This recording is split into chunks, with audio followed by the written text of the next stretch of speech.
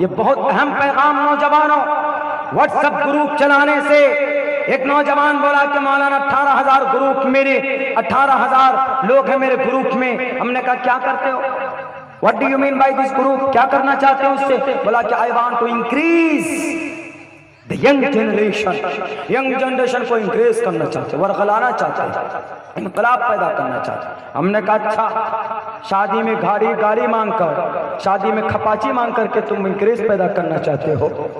जहेज लेकर एक नौजवान तो ऐसा हुआ कि मौलाना अब्दुल्ला हमारी शादी करा दीजिए हमारे दोस्तों में से। हमने कहा ठीक है। बोला कि हमको लड़की अच्छी होनी चाहिए। अच्छी शक्ल की होनी चाहिए, खूबसूरत में। I want to my wife the very beautiful, हमारी वाइफ ब्यूटीफुल होनी चाहिए ताकि मैं उसको देखूं तो दुनिया भूल जाऊं। हमने कहा कि बहुत अच्छी, अगर ये तमन्ना है तुम्हारी।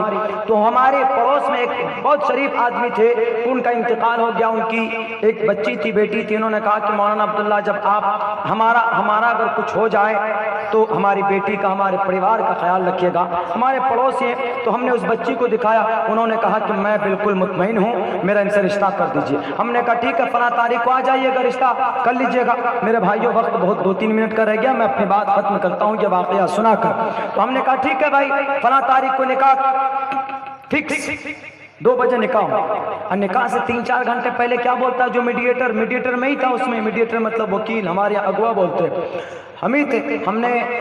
वो हमको फ़ोन करता है कि मौलाना हमारे लिए वहाँ से रिश्ता आ रहा है और वो हमको गाड़ी दे रहे हैं, खपाची पल्सर दे रहे हैं। हमने कहा वाह, तो क्या करना, बात तो तुम्हारी यहाँ होगी।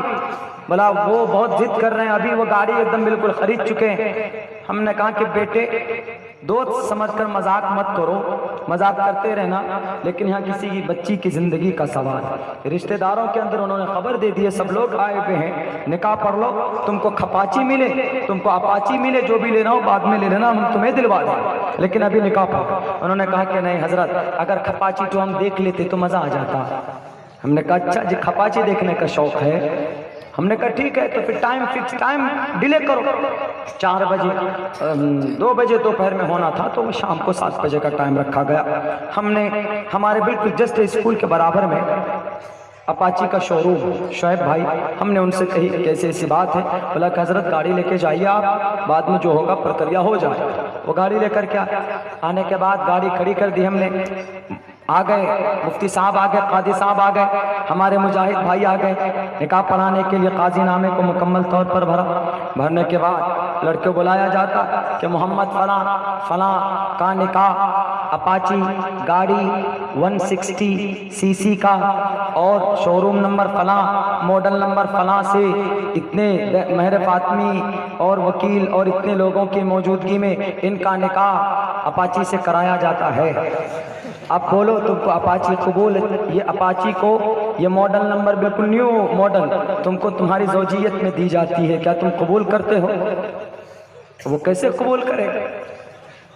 वो कबूल बोलने के करीब था कि हाँ कबूल, ऐसे कुछ बोला, लेकिन बोला तो अपाची मिल रही है निकाह। हमने कहा कि भैया बोलो कबूल है।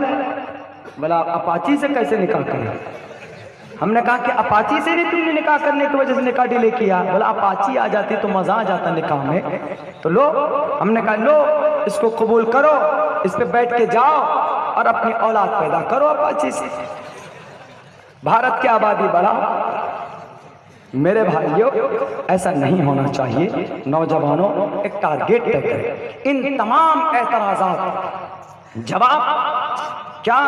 मस्जिद, मदरसा, दाढ़ी, टोपी, मॉब लिंचिंग, मुसलमान, भारत माता, जय श्री राम, क्या वजह है? बुनियाद कहाँ से है?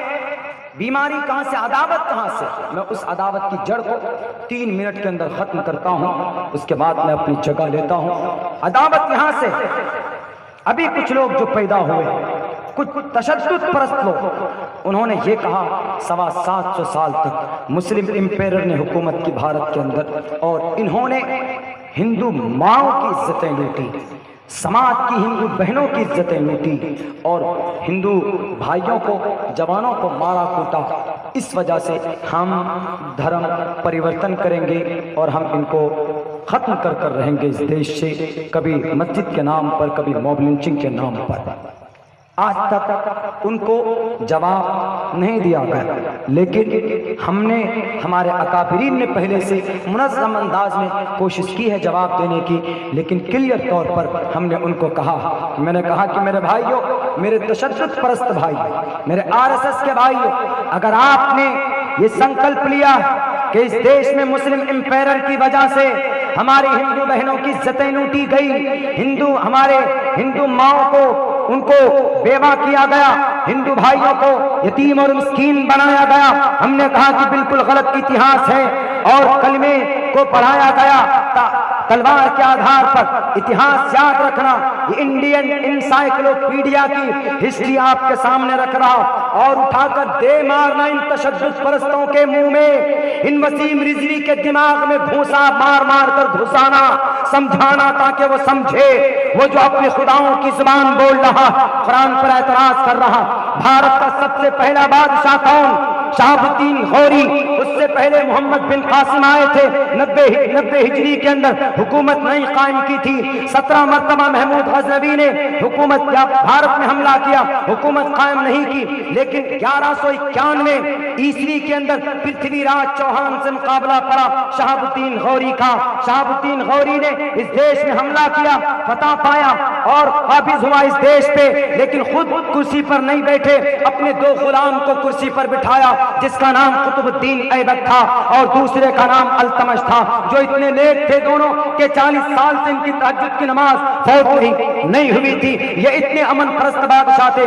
सबसे पहला बादशाह, भारत का मुसलमान बादशाह शहाबुद्दीन गौरी 1991 ईस्वी के अंदर पृथ्वीराज चौहान को शिकस्त देकर शहाबुद्दीन गौरी के बाद नासिर बलबन आए, 20 साल तक हुकूमत रही। उनके बाद जलालुद्दीन अकबर आए, उनके बाद जलालुद्दीन खिलजी आए, उनके बाद अलाउद्दीन खिलजी आए। अलाउद्दीन खिलजी ने मार्केट के भाव को बड़ा नियंत्रण में रखा था।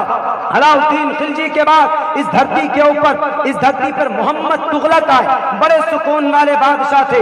मोहम्मद तुगलक के बाद इस धरती पर एक बहुत बड़ा जालिम बादशाह था। जालिम नाम इसलिए ले रहा हूं इसलिए कि 1 लाख मुसलमानों का कत्ल किया था। वो मुसलमान बादशाह था, उनका नाम था तैमूर लंग। आधी दुनिया पर हुकूमत थी।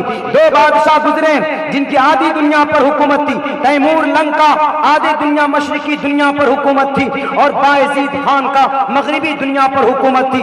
दोनों अगर ये बादशाह मिल जाते तो आज पूरी दुनिया के अंदर इस्लाम का झंडा बुलंद होता, लेकिन इन अय्याश परस्तों ने, इन बादशाहों ने अपनी शरीयत के दामन को छोड़कर अपनी गद्दी को बचाने के चक्कर में दोनों लड़ पड़े, आज़रबाईजान में लड़ पड़े, दोनों की हुकूमत टूट गई। तैमूर लंग के बाद तैमूर लंग ने दुनिया इस पे मोहम्मद तुगलक पे चढ़ाई करके हुकूमत कायम की इस देश में, इस मुल्क के अंदर। उसके बाद वो यहाँ पर बैठा नहीं, सादात को अपनी हुकूमत देकर वो चला गया यहाँ से। अफगानिस्तान का था तैमूर लंग, बहुत ताकतवर, बहुत ज्यादा देखने में एक डर पैदा होता था। तैमूर लंग के बाद, सादात के बाद बहलूल लोदी के पास हुकूमत आई। बहलूल लोदी का आखिरी वंश इब्राहिम लोदी माना जाता। इब्राहिम लोदी के ऊपर हमला किया कौन? 1526 के अंदर, जिनका नाम बाबर है।